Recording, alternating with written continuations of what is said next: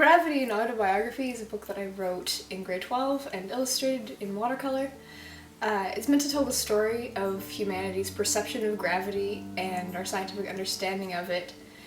with gravity as an actual character in the book. I thought if gravity was a character, having it change through time would be the most exciting thing. Part of the inspiration for the book then was a bunch of the science books that I had read, and a bunch of the ways that it's presented in classes in school are very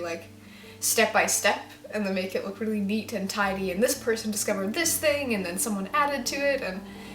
in reality it goes back and forth so much. Yeah, just science is really messy and really human and really creative, and I don't know, it's more of a mess, and that makes it more interesting. Design has been really effectively used to communicate science before, but I feel like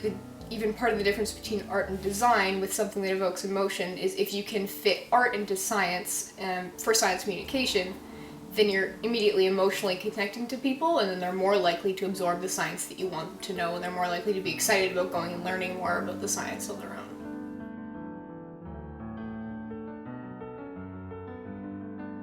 I've just started working on a second book. It'll be in the same kind of illustrated style, but a bit more personal. I once described the feeling of learning about star formation for the first time as being like the butterflies you get from a crush,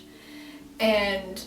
I think a lot of the time for me, learning new things in science changes my worldview and changes the way that I see myself in the world. So it's really important to my happiness, my mental health, and I hope that I can express in this next book how tangled art and science and life are for me.